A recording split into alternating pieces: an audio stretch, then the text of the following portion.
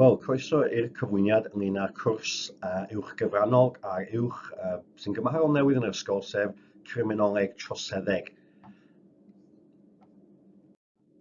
Wel, pwy sy'n eich dysgu chi? Wel, mae lluniau fan hyn o Mrs Tracy Jenkins a Mr Erin Mary Jones, sef fi. Dyw'r fideo yma ddim yn hollol glir, felly chi methu gweld sut dwi'n edrych go iawn, so mae hwn yn rhoi fwy o syniad i chi. Mae hwn yn gwrs diddorol a pherthnasol iawn wrth i ni glywed am weithgareddau troseddol yn y cyfryngau ac o fewn cymdeithas yn ddyddiol. Bydd gan unrhyw fyfyriwr sydd eisiau astudio'r pwnc wybodaeth gefndirol o'r themâu astudiwyd. Ym mlwyddyn 20, mae yna 2 uned sy'n gwerth 25% yr un. Uned 1 sef yr uned gwaith cwrs ac uned 2 sy'n cael ei arholi ar ddiwedd blwyddyn 20. Fi bydd yn dysgu'r uned gwaith cwrs. Maen ymwneud â newid ymwybyddiaeth o drosedd.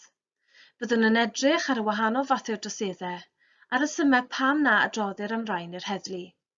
Byddwn yn edrych ar ddylanwad y cyfryngau wrth iddynt adrodd am drosedd a sut mae hyn yn effeithio ar ganfyddiad y cyhoedd o drosedd. Byddwn yn edrych ar ystadegau troseddol yn ein ardal leol ac ar ymgyrchoedd sydd yn codi ymwybyddiaeth o rai troseddau. Bydd y disgyblion yn cael cyfle i greu ymgyrch eu hun i leihau trosedd o fewn yr ardal leol. Helo, fi nôl. Mae uned 2 yn ymwneud gyda papur arholiad sydd yn 90 munud o hir. Ac yn y 90 munud yna fydd i gofyn i chi ateb 3 cwestiwn.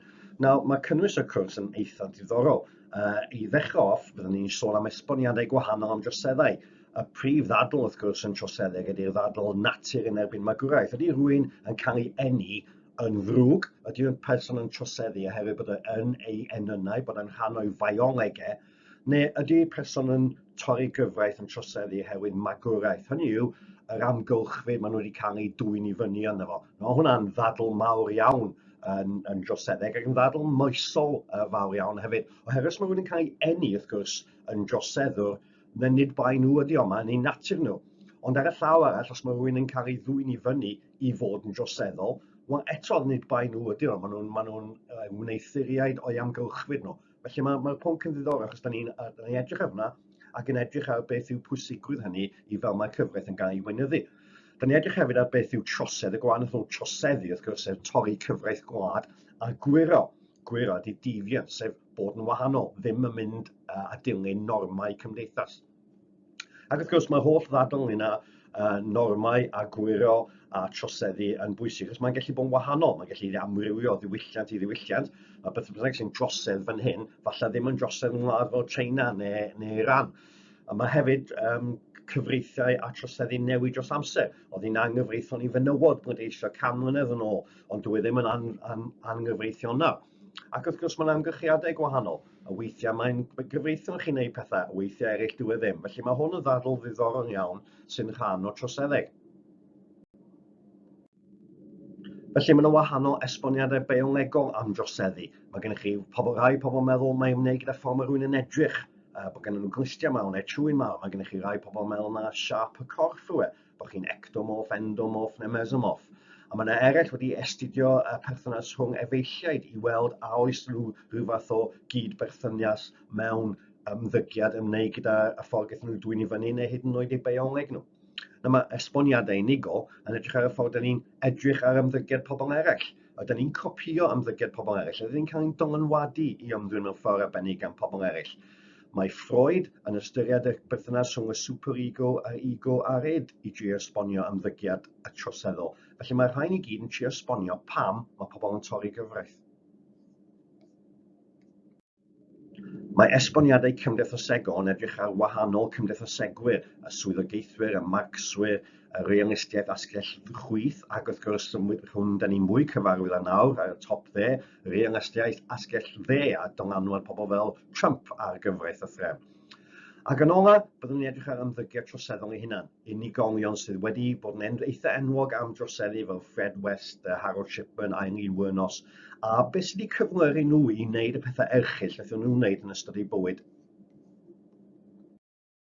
Ym mlwyddyn 30, mae strwythur y cwrs yn debyg, gydag uned gwaith cwrs sef uned 3 ac uned 4 sef arholiad allanol. Fi bydd yn dysgu'r uned gwaith cwrs. Mae'n uned hynod o ddiddorol sydd yn edrych ar y brosesau o leoliad y drosedd i'r llys.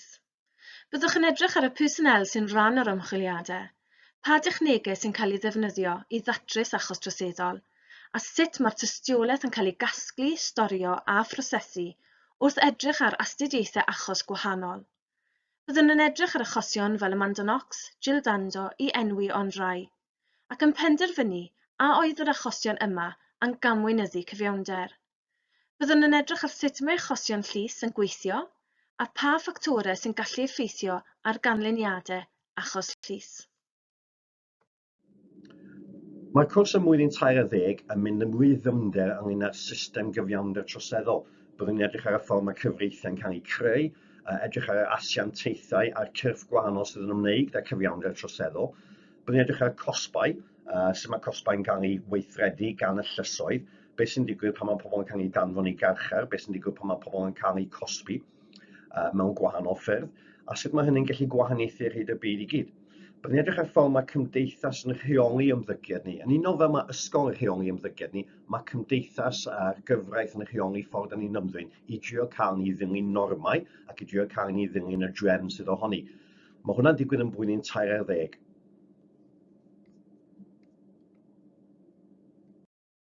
Rydyn ymfalchio ein bod yn rhoi cyfleoedd i disgyblion i ddysgu oddi ar y safle. Byddant yn ymweld â phencadlys yr heddlu, tai fforensig a labordau gwyddonol, yn ogystal ag ymweliadau i lysoedd troseddol. Mae rhai o'i profiadau yn y lluniau. Wrth astudio'r pwnc, byddwch yn datblygu nifer o sgiliau gwerthfawr a fydd eich paratoi ar gyfer addysg uwch yn y brifysgol. Datrys problemau a sgiliau gwerthuso i enwi ond rai.